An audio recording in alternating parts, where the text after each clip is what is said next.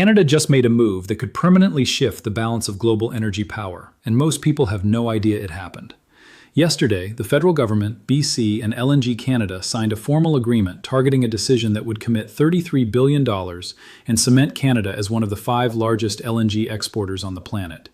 Before you scroll past this, stay with me, because what was quietly announced in Vancouver has direct consequences for your pension, your province, and Canada's leverage in the trade war with the United States. Here is what actually happened. In June 2025, Canada became an LNG exporter for the first time in its entire history.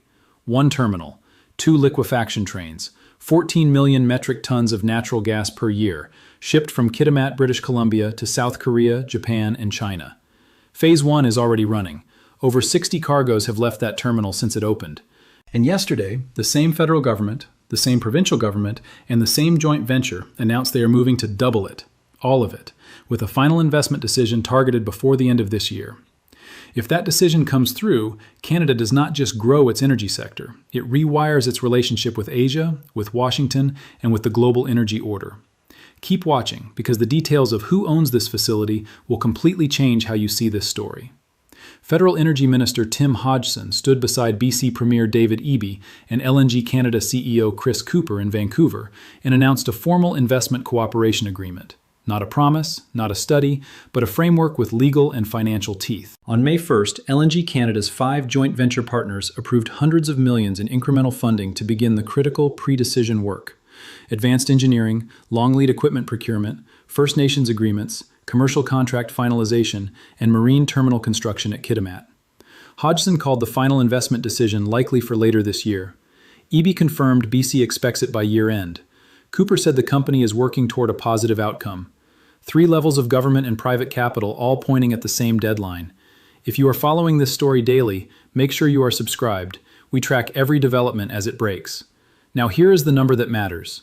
$33 billion buys 2 additional liquefaction trains, the industrial machines that supercool natural gas into liquid form so it can be loaded onto tankers and shipped across the Pacific. Phase 1 has 2 trains processing around 920 million cubic feet of natural gas per day. Phase 2 replicates that infrastructure exactly, which dramatically reduces engineering risk and cost uncertainty.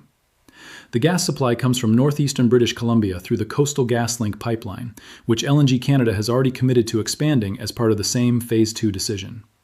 At full capacity, the Kitimat terminal would export up to 28 million metric tons per year, and potentially 30 million through operating efficiencies. That would make it the 2nd largest LNG facility in the world, behind only Qatar's Ras Laffan complex. And here is where this story turns from energy news into something much bigger. Qatar produces roughly 1/3 of the world's LNG.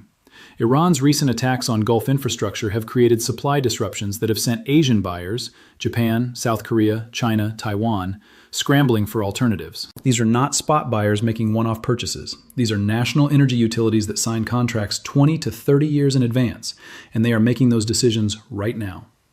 LNG Canada Phase 2 offers something Qatar and the United States cannot: Pacific Coast delivery, lowest carbon intensity LNG in the world, politically stable supply, and 10-day shipping to Japan versus 25 days from the Middle East.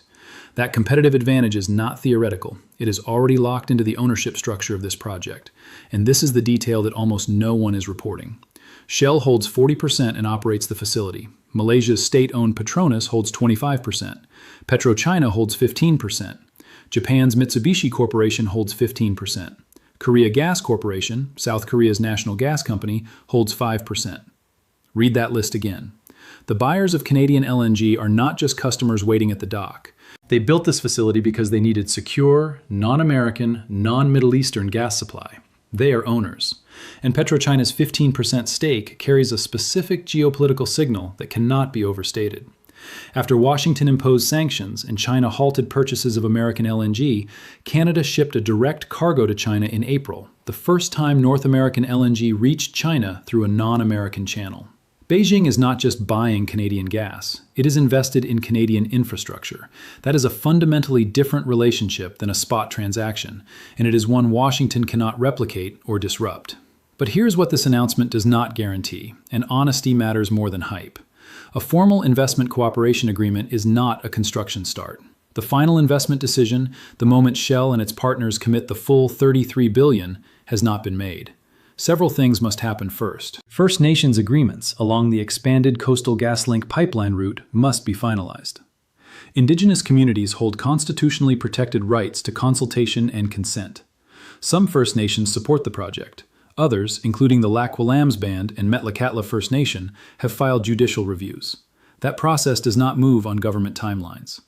Long-term supply contracts with Asian buyers, pipeline tariffs, and processing agreements must all be locked in commercially before partners authorize $33 billion in capital. And the environmental record has complications. LNG Canada exceeded its regulatory gas flaring limits during multiple months of its startup phase. CEO Cooper acknowledged this directly at yesterday's announcement, saying high flare volumes are normal during commissioning and should decline as operations stabilize. Critics, including environmental groups and several First Nations, have raised cumulative emissions concerns on the public record. Those concerns exist, and they matter. Now, here is what Phase 2 means if it crosses the finish line, translated into language that matters for ordinary Canadians, not just energy traders. Every LNG cargo leaving Kitimat generates royalties for British Columbia, corporate taxes for Ottawa, and returns for the CPP Investment Board. Phase 1 alone is projected to generate over $250 billion in economic activity for BC over its operating life. Phase 2 adds a comparable second layer. The Haisla Nation, on whose traditional territory the Kitimat terminal sits, negotiated direct financial participation in the project and used that foundation to develop Cedar LNG, their own export facility. In May 2025, 38 BC First Nations became minority owners of Enbridge's West Coast natural gas pipeline in a $736 million transaction. The LNG story, when structured correctly, is not just a corporate windfall. It is a generational wealth-building mechanism for communities that have historically been excluded from resource revenues. And here is the competitive threat that makes the timing of this decision genuinely urgent. Qatar and the United States are both aggressively expanding LNG capacity through 2028. American producers are signing long-term contracts with the same Asian buyers Canada is targeting. The window for Canada to lock in its market position before that additional capacity arrives is real, and it is closing. A Phase 2 final investment decision in 2026 means first production around 2031. Contracts signed now lock in customers for 20 to 30 years. If Canada delays another 2 or 3 years, those buyers will have already committed elsewhere, and no amount of infrastructure investment will recover that market share.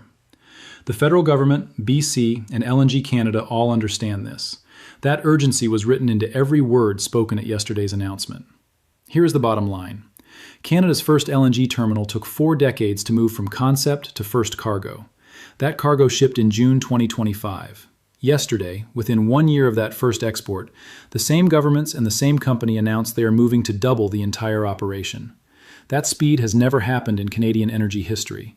The buyers are already inside the project as owners. The geopolitical window created by Qatar's disruption and China's break from American LNG is open right now. The decision is coming before the end of this year. What happens next will define Canadian energy for the next 3 decades. We are tracking every development on this story every single day.